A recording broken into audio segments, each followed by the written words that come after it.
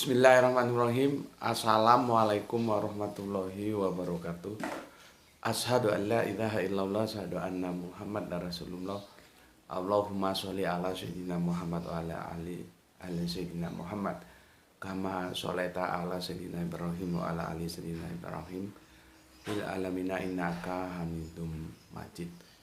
Sebelumnya kita panjatkan dahulu doa kepada Gusti Allah Ingkang Maha Agung untuk saudara-saudara kita yang telah memberikan sholawatnya dengan kemurahan hati mereka, ya, sehingga channel dakwah ini dapat eksis, hadir dalam ruang-ruang diskusi kalian semuanya dimanapun kalian berada, baik di mancanegara maupun di dalam negeri. Begitu juga menjadi sebuah harapan, semoga sholawat itu menjadi catatan langit amal soleh bagi mereka dan keluarganya kelak, dan insya Allah akan terbalaskan dengan balasan yang lebih baik lagi. Berikutnya untuk viewer terkasihku, ya, semoga selalu always dan always selalu, tidak pernah never, ya, untuk eksis menjadi yang anti skip dan anti download. Dan yang bagi berkenan silahkan di share link-link kajian dari channel dakwah ini. Semoga itu menjadi catatan langit bahwa engkau telah mengambil bagian dalam syiar dakwah Islam. Begitu juga untuk kalian semuanya lah, ya. Aku nggak bisa sebutkan satu persatu, ya. Aku ucapkan terima kasih atas doa-doa baiknya dan semoga kebaikan doamu juga tercurahkan kepadamu. Kita saling mendoakan dalam kebaikan. Oke, amin amin ya robbal alamin.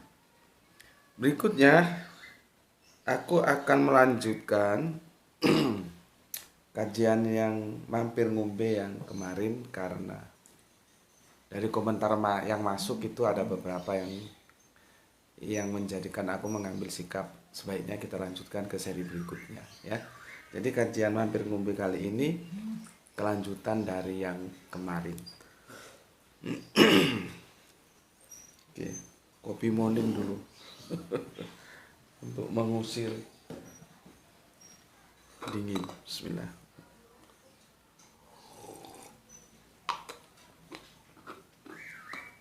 Sebelum aku lanjutkan, aku baca dulu komen yang masuk, ya.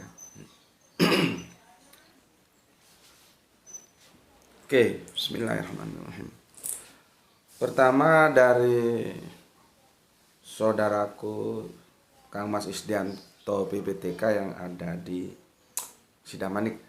Alhamdulillah Gus Sidamanik setia hadir menyimak kajian yang mencerdaskan dan mencerahkan. Semoga sehat selalu Gus dan memperoleh rezeki yang berlimpah dan barokah. Oke, terima kasih untuk Kang Mas Isdianto dan salam juga untuk keluarga di Sidamanik, ya. Dari sana kita bergeser ke Bapak dosen kita, ya, yang semoga sehat selalu bersama keluarga yang ada di Tanah Karo, ya. Semoga kita semua tetap di jalan Allah. Salam sehat selalu. Oke, terima kasih untuk Sili Alison Ginting MTH, ya. Semoga tetap kerasan, ya, kita diskusi bareng di sini, ya. Dan tidak lupa-lupanya aku memberikan salam hormat untuk saudaraku ini, ya. Soal berbeda itu biasa. Ya, berbeda itu biasa. Karena memang kerangka berpikir itu juga tidak sering juga berbeda, ya. Yang penting bagaimana perbedaan itu kita haturkan atau kita hidangkan dalam ruang publik yang saling menghormati, saling menghargai, ya. Soal nanti mau diterima atau ditolak itu kan, ya, kembali kepada masing-masing, ya. Dan Bapak dosen kita ini telah memberikan contoh yang baik, gitu. Oke, terima kasih Sili Alison Ginting MTH. Salam juga untuk keluarga di Tanah Karo. Berikutnya Kang Mas Aditya Mahardika dari Semarang, ya. Derek ngaji Bapak Guru, salam Islam rasional dari Semarang. Oke, salam Islam rasional juga untuk.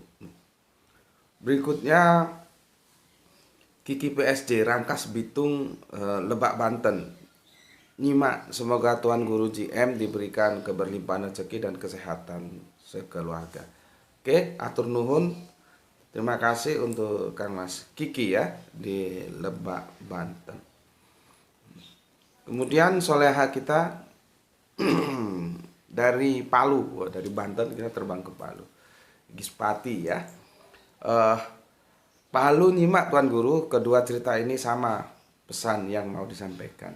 Iya ya, tentang dia tidak berat, dia saudaraku, terus tentang kedatangan yang kedua Kanjeng Nabi Isa yang saudara Kristen kita sebut Yesus, ya. Sama pesan yang mau disampaikan untuk membangun mentalitas dari keterpurukan. Yang satu keterpurukan karena perang ya, dan Jepang kan sempat kalah saat itu di perang dunia kedua itu dibombardir ya. Yang satunya jauh ke belakang ya, itu di abad-abad awal ya, ketika Kanjeng Nabi Isa atau Yesus dalam tanda kutip tersalibkan, sehingga mentalitas pengikutnya itu harus dibangun dengan sebuah cerita kedatangan yang kedua itu gitu ya. Oke. Semangat meskipun pemimpinnya sudah tersalib itu harus dijaga ya, sehingga dibikin cerita kedatangan Yesus yang kedua ya. Kira-kira seperti itu. Salam Isra saudaraku ya, salam Isra juga untuk semua keluarga yang ada di Palu, semoga sehat selalu. Nggak tahu nih Gispati kapan main-main ke Tanah Jawa. Kalau aku lihat itu sering mobile ya, sering sapar, sering jalan-jalan. Iyalah, nggak apa-apa. Hidup itu kan harus dinikmati. Jalan-jalan nggak apa-apa. Yang penting ketika di perjalanan waktu masuk sholat ya sholat gitu ya, nggak apa-apa. Berikutnya, wah ini jagoan kita ini. Ini senior juga ini. Ya. Mantan Sapir. Assalamualaikum. Waalaikumsalam. Alhamdulillah nyimak tausiah Gus lagi. Setelah beberapa waktu absen gara-gara sesuatu dan lain hal. Aku bangga kajian Gus masih tetap eksis. Yesus mau datang lagi kedua kalinya. Kepercayaan Israiliyat. Kanjeng Rasulullah Muhammad Shallallahu Alaihi Wasallam kata nabiyin, tidak akan ada lagi kedatangan nabi atau rasul siapapun setelahnya. Mantap, mantap, dan kita ucapkan selamat datang kembali ya, kembali pulang setelah beberapa hari, beberapa episode, beberapa tayangan menghilang ya, dengan alasan katanya absen gara-gara sesuatu dan lain hal. Oke lah, semoga sesuatu dan lain halnya bisa diselesaikan dengan baik, entah itu kesibukan bisnis, kesibukan keluarga, atau kesibukan segala sesuatu macamnya ya. Semoga bisa diselesaikan dengan baik ya. Dan sekarang alhamdulillah sudah bergabung lagi. Ini mantan Sapir ini senior juga ini ya. Junior, cuman karena sibuk tadi itu ya sempat absen dan sekarang sudah kembali lagi. Yesus mau datang lagi yang kedua, kepercayaan Israiliyat. Iya, memang itu kan hadisnya dari dua ahli kitab. Kalau kita rujuk hadisnya itu merujuk kepada dua ahli kitab. Ya, jadi apa yang dia imani ketika dia belum berislam itu masih terbawa. Itu nanti penyelesaiannya di mustolah hadis. Ya, makanya aku berkali-kali bilang, Kanjeng Nabi Isa turun atau tidak turun itu pertarungannya bukan di Al-Quran. Karena Al-Quran sama sekali tidak menginformasikan itu. Itu menjadi pertimbanganku yang menjadi kokoh untuk menolak sebuah pemahaman bahwa Kanjeng Nabi Isa akan turun lagi. Dalam perspektif Islam mainstream kan itu diterima gitu loh. Dan aku menolak dengan itu tadi. Itu adalah sebuah kejadian yang dahsyat luar biasa. Kenapa Al-Quran tidak menginformasikan menjadi sebuah, katakanlah nubuah, kalau kita berbicara masa-masa yang kekinian menceritakan masa-masa yang akan datang. Tidak ada nubuahnya di dalam Al-Quran. Ya, maka pertarungan pemikiran itu kalau kita mau bawa ke meja diskusi itu nanti di hadis. Dan di kajianku yang 13 atau berapa belas seri itu kan aku sudah paparkan ujung-ujungnya ini nanti terbawa ke politis bukan politis lokal, politis global dunia. Ya, apalagi nanti dibumbui tentang Imam Mahdi, tentang Dajjal, itu sudah aku jelaskan semua di sana. Ya, jadi sekali lagi aku bilang, pertarungan-pertarungan ini itu akan rame itu di perspektif hadis, perspektif Al-Quran tidak. Biasanya teman-teman Islam yang menerima paham ini, mereka larinya ke Az-Zukhruf 61. Dan aku sudah kupas tuntas juga, Az-Zukhruf 61 itu kan permasalahannya nanti di domir hu-nya. Karena dia tidak tekstual Isa, tidak begitu. Tapi hu. Wa inna hu li saati. Nah, saah itu apa? Hancurnya habitat kehidupan yang dipahami oleh publik secara salah dianggap kiamah, beda. Al-Quran itu aturannya itu tertata banget. Kondisi ini disebut saah, kondisi ini disebut kiamah.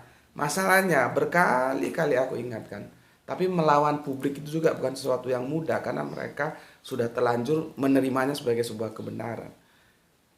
Ya, padahal salah. Mereka memahami saah itu dengan istilah kiamah, itu salah. Kiamah itu bangkit setelah saah. Makanya aku kan bilang, kapan umat Islam ini kiamah? Itu kalau yang belum tahu paham artinya kiamat, mesti bingung mereka. Tapi bagi saudara-saudaraku, PPO terkasihku di sini sudah nggak bingung. Kiamat itu artinya bangkit. Jadi kalau kapan Islam ini bisa kiamat, artinya kapan Islam ini bisa bangkit. Kalau pendidikannya tidak diadakan perombakan, ngajinya begitu-begitu saja. Nah, itu maksudnya. Ya, nah sekarang hadis Kanjeng Nabi Isa turun lagi itu juga diselesaikan di internal hadis juga akan selesai. Karena ada satu hadis lagi mengatakan kami para nabi begitu itu sebagai mana tumpukan batu bata, dan aku Kanjeng Nabi Muhammad mengatakan aku adalah tumpukan batu bata yang terakhir. Sekarang bagaimana kita memahami kata terakhir itu loh? Berarti kan nggak ada batu bata lain. Baik batu bata yang begini, yang begitu, nggak ada. Pokoknya batu bata sudah selesai.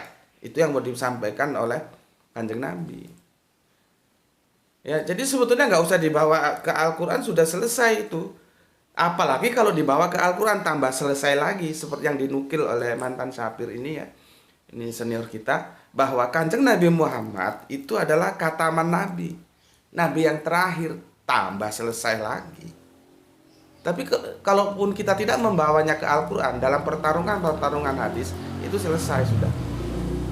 Kalau dibawa ke Al-Quran ya lebih selesai tuntas. Karena sudah dikunci, Kanjeng Nabi Muhammad itu kataman Nabi. Tidak ada Nabi lagi. Cuman kan bagi mereka saudara kita yang mengikuti, menerima paham dari teman-teman atau saudara-saudara tua kita, yaitu kekristenan, mereka akan membuat sebuah apologetik ya. Oh, ini Nabi Isa turun tapi tidak membuat syariat baru. Oh, ini Kanjeng Nabi Isa turun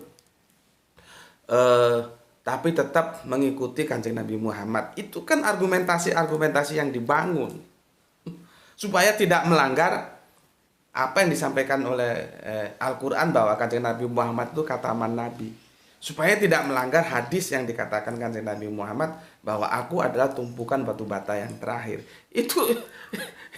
Itu sesuatu yang ketika orang sudah membentur, dia berusaha mencari jalan keluarnya, tapi itu kan tidak rasional.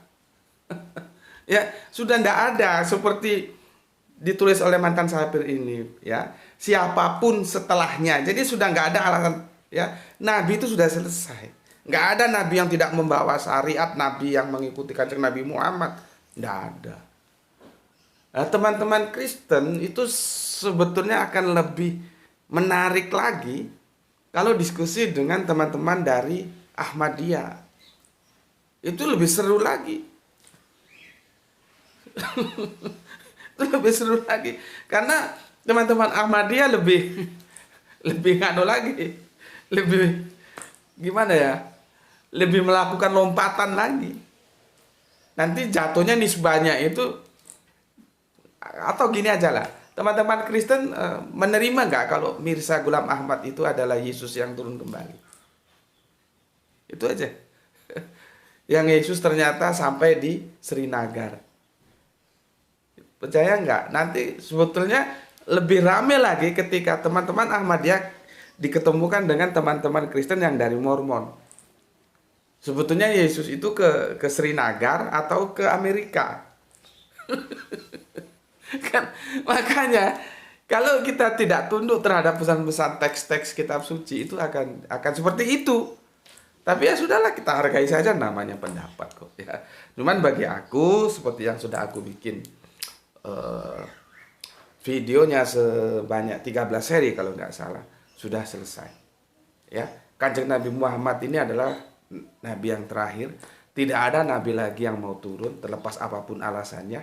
Ya, nggak ada, sudah selesai. Masalahnya sekarang kita mau ikut atau tidak, itu aja pilihannya.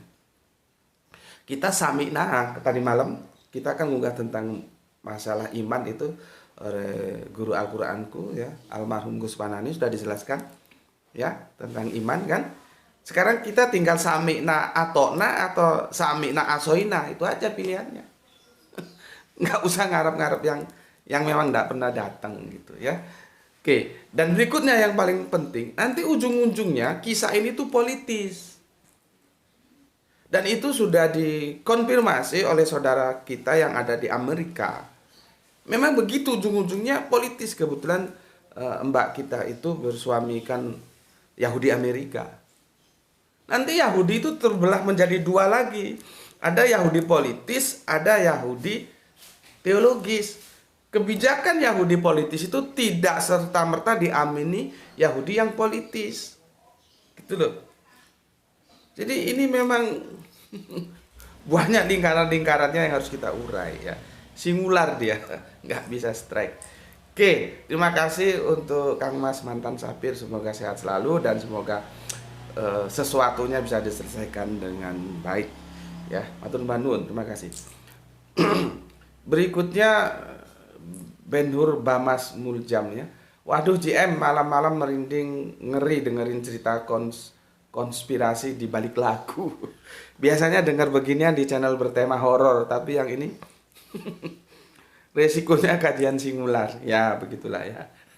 Memang kajian kita singular. Kadang-kadang kita mau berbicara merah, tapi kita harus mengurai dulu kenapa hijau, kenapa putih, kenapa abu-abu, baru nanti pada sebuah summary kesimpulan merah gitu ya. Ya, itulah Kang Mas ya, kurang lebihnya seperti itu kalau kajian-kajian singular ya. Tentang memang kalau kita resapi ya, apalagi kamu baca itu terjemahannya, dia tidak berat dia saudaraku, itu memang masuk ke dalam pesan-pesan moralitas yang tinggi. Oke, terima kasih Kang Ben-Hur. Ben-Hur ini jadi ingat ada film Ben-Hur dulu tahun 70-an, bagus filmnya dan itu box office ya. Kemudian kita terbang ke Ambon. Assalamualaikum Waalaikumsalam warahmatullahi wabarakatuh. Salam Isra Ambon, izin ngaji dan sehat selalu Tuan Guru. Oke, terima kasih. Salam untuk keluarga di Ambon ya. Ini sesepuh kita Ikhwan Tamim, Bapak Ikhwan Tamim. Assalamualaikum Waalaikumsalam warahmatullahi wabarakatuh.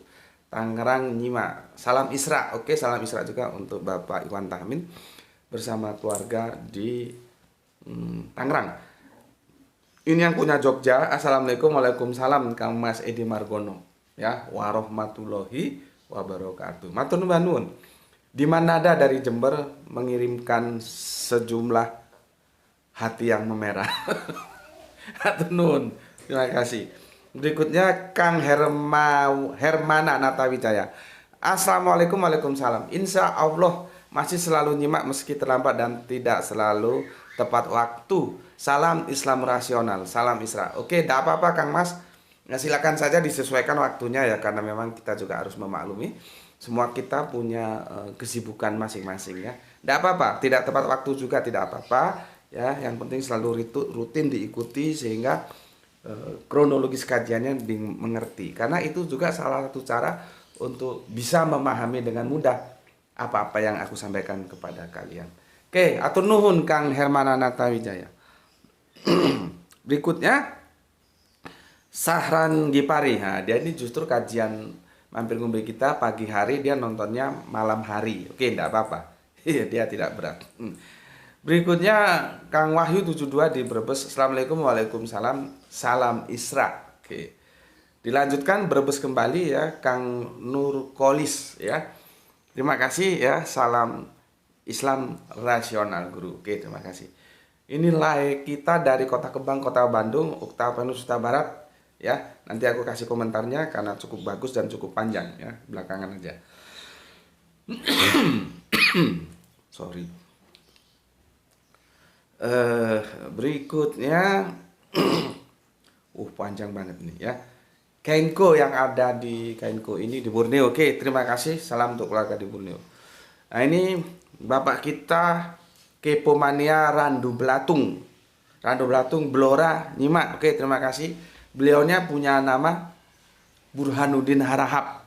Yang aku ceritakan dulu, aku kira orang Batak. Ternyata setelah aku ajak ngomong Batak enggak bisa. Jadi ceritanya dulu ayahanda beliau mengagumi salah satu menteri, nggak salah itu ya. Di era Orde Lama dulu, Bapak Soekarno, ada sebuah menteri yang bernama Burhanuddin Harahap. Dan bapak beliau itu mengagumi itu, lalu putranya dikasih nama Burhanuddin Harahap. Itu ya, jadi mantap. Oke, terima kasih Pak. Salam untuk keluarga yang ada di Randu Belatung Blora atau Numbanun. Kemudian Kang Nana Subiana, assalamualaikum, waalaikumsalam warahmatullahi wabarakatuh. Soleha kita dari mana ini? Ajeng Mega, assalamualaikum, waalaikumsalam. Baru selengean. Izinkan nyambi nyimak sambil duduk di sebelah kanan Bapak. Oh iya, Gus sudah pernah. Oh iya, Gus udah pernah dibahas belum ketika Maria Magdalena menyeka dan meminyaki kaki Yesus menggunakan rambutnya. Saya dapat info kalau itu tradisi Yahudi, katanya prosesi pernikahan. Tolong diperjelas info yang saya dapat. Salam Isra. Oke, itu sudah kita bahas 2 tahun yang lalu. Silakan tanya kepada seniormu. Aku tentunya lupa juga tajuknya apa ya. Karena kajian kita itu sudah 1200-an episode. Tentunya aku tidak hafal tajuknya apa aja, tapi itu sudah kita bahas Ajeng ya. Silakan tanya kepada seniormu, nanti bisa dibantu ya di judulnya apa itu. Kalau nggak salah itu ada 2-3 seri aku bahas ya. Dan akhirnya yang aku tutup, kenapa sih teman-teman Kristen itu selalu mempertahankan untuk sebuah pemikiran bahwa Kanjeng Nabi Isa tidak menikah atau Yesus tidak menikah ya. Padahal jelas-jelas disampaikan. Jadi prosesi tentang menyeka menggunakan rambut itu sebagai bukti bahwa Maria Magdalena itu memang istrinya Yesus. Karena apa? Kita meniliknya dari tinjauan fikih. Fikih Yahudi, nah ini teman-teman Islam juga harus tahu. Harus tahu dan mengakui secara elegan. Fikih Yahudi itu lebih ketat daripada fikih Islam loh. Kamu kalau tahu fikih Yahudi itu ketat banget. Jadi kalau sekarang itu menjadi lebih longgar, itulah Allah yang membuat aturan. Kalau dulu ketat, sekarang menjadi lebih longgar. Jadi aturan Allah yang diberikan kepada Yahudi lewat bangsa Israel kepada kita Islam sekarang ini, itu aturan yang dulu itu lebih ketat. Ya, sekarang ada yang dulu nggak boleh, sekarang dibolehkan. Ya, lebih ketat. Nah, termasuk aurat. Makanya kalau kalian misalkan naik pesawat kemana, misalkan nanti dapat rezeki bisa kemana ya? Di Amerika itu juga banyak Yahudinya ya.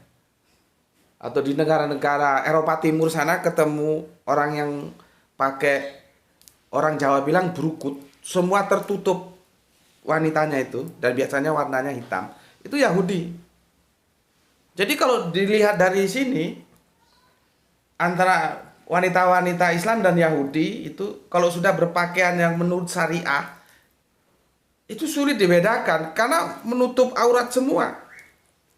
Nah, nanti akan dikembari oleh Kristen dari dulu waktu aku diskusi dengan teman dari Kristen yang perspektifnya Lebanon. kelompoknya namanya Baruk Ministry. Baruk itu bahasa Ibrani, bahasa Arabinya Baroka. Baruk Ministry, aku pernah dialog dengan mereka di salah satu hotel di mana? Di Denpasar, ya. Itu kan narasumbernya itu kan nggak mau dipanggil pendeta, jadi manggilnya Abuna. Bapak kami, Abu Ana, Abuna. Itu kan santri perempuannya juga diajak itu dalam diskusi. Jadi terbuka diskusi ya, ya seperti diskusi umum dan itu banyak yang nonton. Teman-teman Kristen juga dari berbagai denominasi banyak yang nonton. Itu santri perempuannya pakaiannya seperti itu. Sulit dibedakan. Itu menunjukkan nah, kenapa Islam begitu itu. Nah, Islam kan kelanjutannya. Syariatnya itu masih ditetapkan sama Allah menutup aurat itu. Itu loh. Kan agama ini kan dalam satu garis yang sama, berdasarkan dari suatu sumber yang sama. Cuman kalau pemahaman itu tidak diterima, ya agak sulit memang menjelaskannya, menjadikan perdebatan yang berbuih-buih. Kalau aku kan kerangka berpikirku itu, maka disebutlah abrogasi. Ya, nah nggak sembarangan kalau bukan suami istri terus bisa menyentuh aurat, nggak boleh. Nah, di sini kan diseka pakai rambutnya itu berarti ya itu sudah terikat menjadi suami istri, itu loh, ya. Dan berikutnya, kalau misalkan Yesus itu, kamu baca buku tentang the Tom Yesus Family itu ya, ada buku untuk arkeolog. Kalau Yesus itu menikah dan nanti punya anak, itu menjadi kacau nanti dogma kekristenan tentang bahwa anak Allah itu adalah Allah. Jadi nanti Allah jadi berkeliaran kemana-mana. Kan proses teman-teman Kristen kita kan ya kita meskipun menolak tapi kan harus juga memahami dong ya. Itu ditolak dalam dimensi akademis ya enggak masalah, tapi dalam dimensi sosial kita harus hormati ya. Kan bagi teman-teman Kristen kan argumentasinya anak Allah itu ya Allah gitu loh. Jadi Yesus itu anak Allah berarti dia Allah. Yang jadi masalah kalau Yesus menikah punya anak, ya kan anaknya Allah lagi. Nanti punya cucu ya cucunya Allah. Jadi Allah kemana-mana nanti. Makanya dihadang dengan Yesus tidak menikah, selesai sudah gitu. Ya. Makanya Ajeng sering-sering ikuti. Jangan kamu keluar masuk.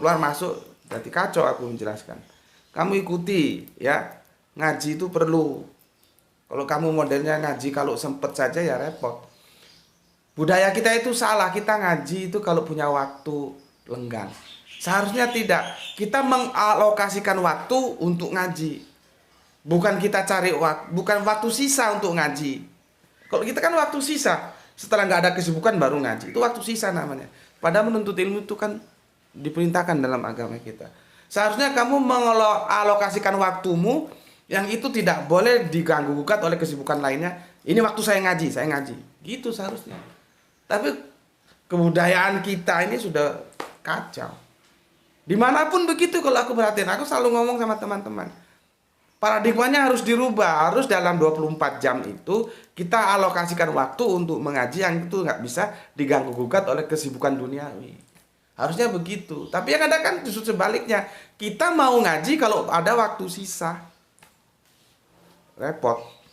Makanya kapan Islam mau kiamat, nah, otaknya goblok-goblok semua. Karena ngajinya model begitu. Makanya harus didekonstruksi mulai sekarang. Ngaji di sini itu nggak ada modelnya hihe ketawa yang istilahnya guyon-guyonan. Ya boleh, aku juga suka guyon kan. Tapi di balik guyon-guyon itu harus ada intipati yang disampaikan. Kita mau ngaji merengut terus juga kan ya nggak enak juga. Gitu loh. Cuman jangan kebablasan maksudku. Ya. Oke, seperti tadi kan aku bilang siapa tadi soleh kita dari Pati mau jalan-jalan, dia suka jalan-jalan ke Makassar, enggak apa-apa, enggak masalah, enggak dilarang. Orang supaya enggak jenuh. Tapi ketika di perjalanan jangan lupa waktu sholat gitu. Ya, oke. Terima kasih untuk Ajeng Mega yang ada di ingatku di Riau ini ya. Kemudian Sam Gurem and Ruken, kedatangan Yesus yang kedua, tunggu saja sampai lebaran dinosaurus. Ini dia pakai bahasa sastra yang maksudnya dia pada posisi seperti dengan aku bahwa cerita itu tidak faktual, jadi tidak mungkin terjadi gitu ya. Oke, Oke, terima kasih untuk Kang Mas GN juga. Kemudian El Diablo tua kali loro, nggak tahu aku maksudnya. Terima kasih ya.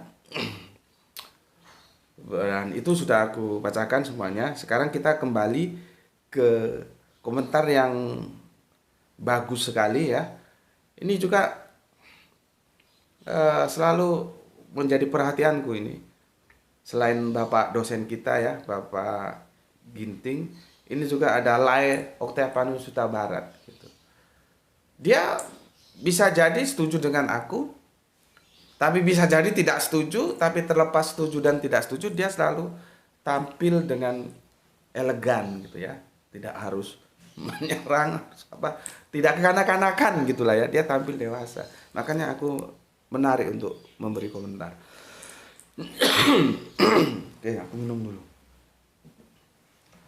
Bismillahirrahmanirrahim.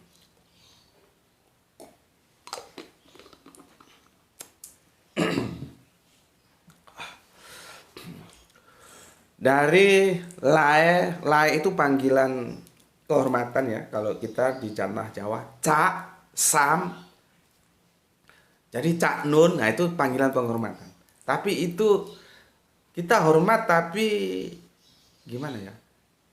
Nyantai gitu loh, tidak resmi-resmi amat. Ya.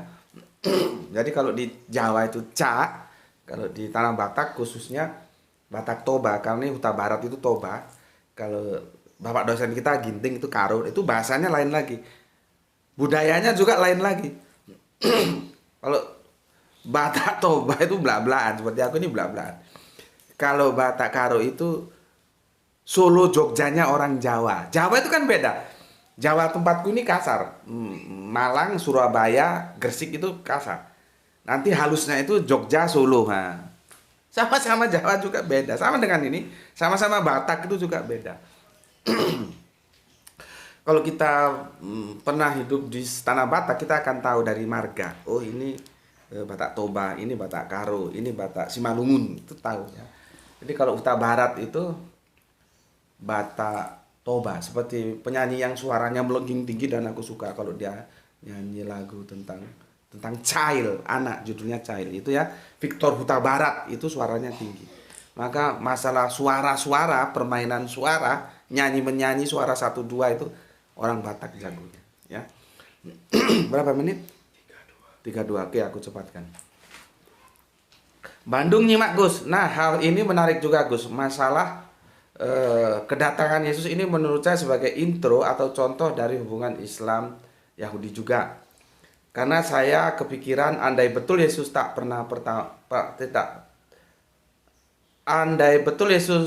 pernah datang pertama kali dan otomatis nggak akan datang kedua kali, maka akan tetap ada nilai dari dalil-dalil dari perjanjian lama yang menurut saya akan bisa saja berbenturan dengan Islam.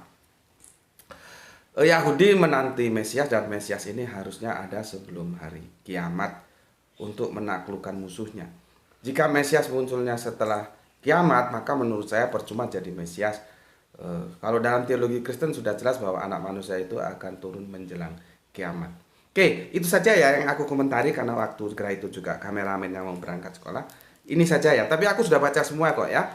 Mulai dari nubuah-nubuah Mazmur dan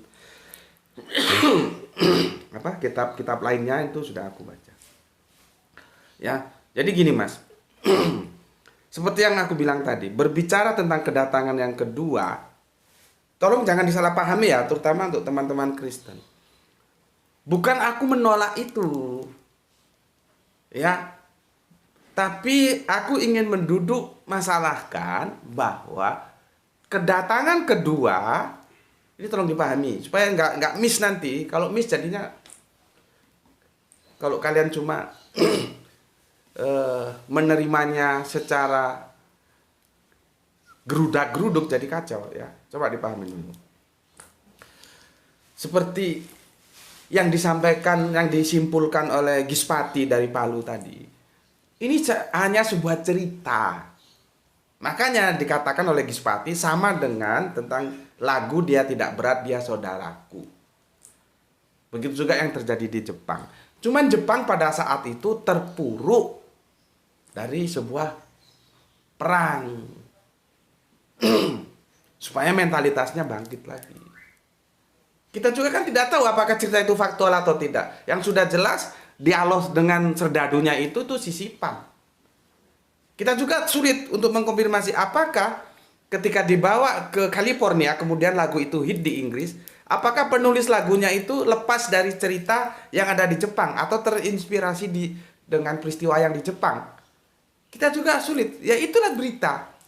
Apalagi dulu para seniman-seniman dulu itu kadang-kadang dia NN, no name atau anonim, karena kalian supaya tahu seperti Adi Negoro, ya Adi Negoro kalau nggak salah dulu ada teman yang memberikan informasi lebih jelas dari aku. Itu bukan orang Jawa loh. Dia lari dari Padang, nama aslinya itu ningratnya orang Padang. Dia lari ke Jawa kemudian merubah namanya menjadi Adi Negoro. Kepentingan itu untuk mensiasati politik Belanda. Karena dia kalau pakai dengan nama yang diberikannya, nama ningratnya dari Padang sana, tulisan-tulisannya itu akan dilarang oleh Belanda. Maka dia merubah nama menjadi Adi Negoro pakai nama Jawa. Dan salah satu kepentingan kenapa karya-karya sastra dulu baik lagu pun begitu. Itu biasanya oleh penulis berikutnya ditulis NN, itu artinya anonim, tidak diketahui. Karena lagu itu mempunyai pesan yang itu juga bisa berisiko terhadap penguasa saat itu.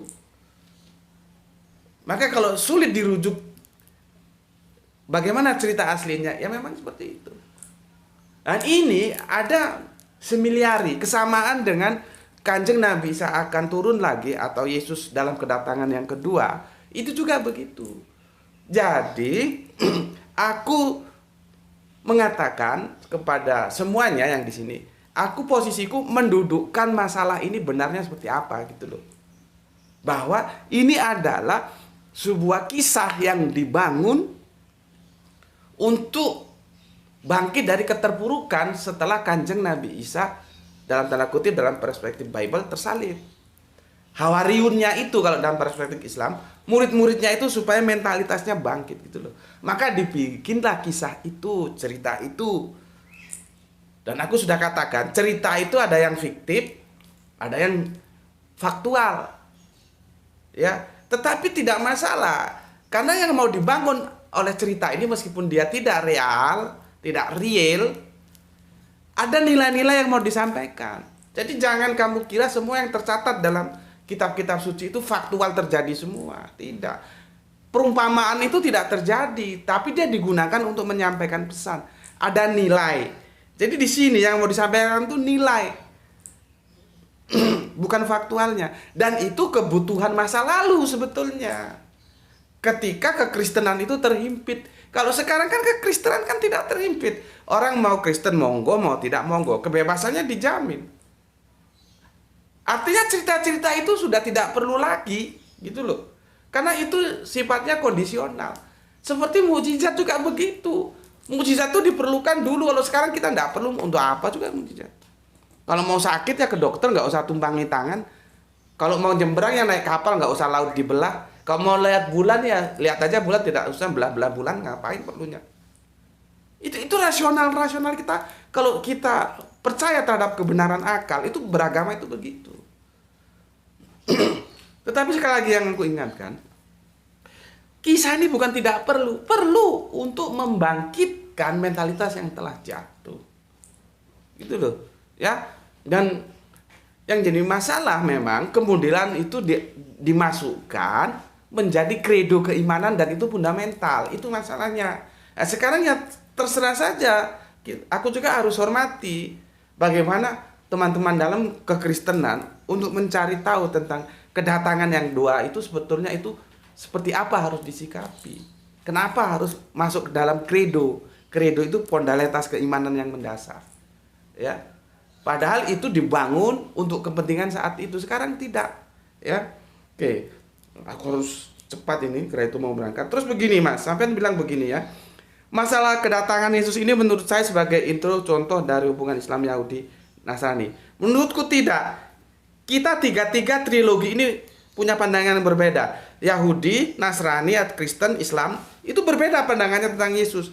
Kalau aku bilang satu nada tiga suara, makanya lihat di video kita tentang serpihan agama-agama, di sana aku jelaskan. Karena nanti Yahudi itu juga mengharapkan Mesias turun lagi. Tapi Mesias yang mana? Karena mereka menolak Yesus. Kekristenan juga begitu, Islam secara mainstream juga begitu. Aku di luar itu. Aku Islam tapi tidak percaya itu, ya. Terus dengan bilang begini. Karena saya kepikiran, andai betul Yesus tidak pernah datang pertama kali dan otomatis nggak akan datang kedua kali. Keluh ini salah, Mas. Salah. Karena apa? Bukan karena dia datang pertama kali maka dia akan datang yang kedua kali. Tidak begitu. Karena apa? Semua nabi-nabi juga datang. Abraham itu datang, tapi kan dia tidak diimani akan datang kedua kali.